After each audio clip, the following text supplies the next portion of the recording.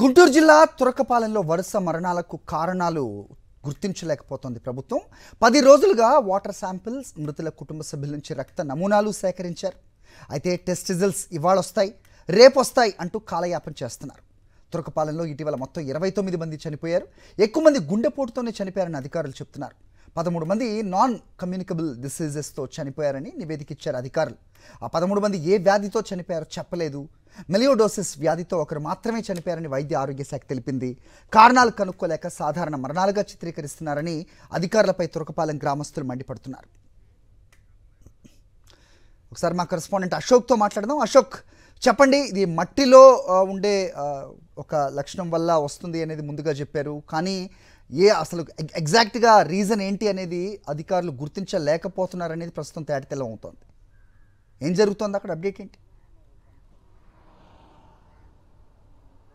తురకపాలెంలో ఒక విచిత్రమైన పరిస్థితి నెలకొంది. 4 నెలల నుంచి దాదాపు 40 మంది చనిపోయారు, వరుసగా చనిపోతున్నారంటూ ముందు అధికారులు చెప్పారు. దాదాపు వారం రోజుల క్రితం అధికారులు చెప్పుకుంటూ వచ్చారు. అయితే 1వ తేదీ నుంచి గ్రామంలో అధికారులు పర్యటిస్తూ ఉన్నారు. ఏదైతే వాటర్ శాంపిల్స్ తీశారు, దాంతోపాటుగా ఎవరైతే మృతుల కుటుంబ సభ్యులు ఉన్నారో వాళ్ళ నుంచి రక్త నమూనాలు సేకరించి ల్యాబ్కు పంపారు. అయితే అప్పటి నుంచి రేపు వస్తాయి, ఎల్లుండి వస్తాయంటూ దాట వేసుకుంటూ వస్తున్నారు. కానీ ఇవాళ 8వ తేదీ ఇప్పటి వరకు ఏ వ్యాధి వల్ల తురకపాలెంలో వరుస మరణాలు జరుగుతున్నాయో ఇప్పటి వరకు అధికారులు చెప్పడం లేదు. ఇదే నేపథ్యంలో మెడికల్ అధికారులు, వైద్య ఆరోగ్య అధికారులు ఒక చార్టు తయారు చేశారు.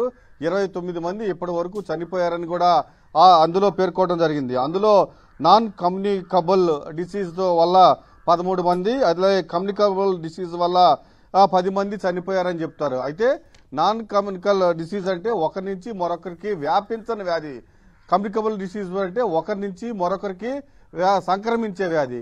ఈ వ్యాధి వల్ల 10 మంది చనిపోయారని చెప్పారు. కానీ ఆ వ్యాధి ఏంటో చాలా స్పష్టంగా పేర్కొనలేకపోయారు. దాంతోపాటుగా ఓల్డ్ ఏజ్ వల్ల 5 మంది, యాక్సిడెంట్ వల్ల ఒకళ్ళు చనిపోయారంటూ, అంటే గతంలో దాదాపు 45 మంది చనిపోయారని చెప్పిన అధికారులు ఈరోజు ఆ సంఖ్యను 29కి తీసుకురావడంపై తురకపాలెంలో గ్రామస్తులు ఆందోళన చెందుతున్నారు. పూర్తిగా మరణాల సంఖ్యను తగ్గించే పనిలో అధికారులు ఉన్నారని కూడా ఆగ్రహం వ్యక్తం చేస్తున్నారు. దీంతో పాటుగా మెలియోడోసిస్ అనే వ్యాధి వల్ల చనిపోయారని ముందు చెప్పారు. కానీ ఇప్పుడు మాత్రం దానివల్ల ఒక్కళ్లే చనిపోయారని కూడా రిపోర్ట్లో పేర్కోవడం జరిగింది. అయితే గుంటూరు ప్రభుత్వ ఆసుపత్రి సిబ్బంది ఈ నెల 1వ తేదీన తురకపాలెం గ్రామంలోకి వెళ్లారు. అక్కడ శాంపిల్స్ తీశారు, పూర్తిగా దానిపైన అధ్యయనం చేశారు. అయితే గ్రామంలో మెలియోడోసిస్ వ్యాధి వైరస్ సోకడానికి ఎక్కువ ఆస్కారం ఉందని చాలా జాగ్రత్తలు తీసుకోవాలని కూడా చెప్పారు.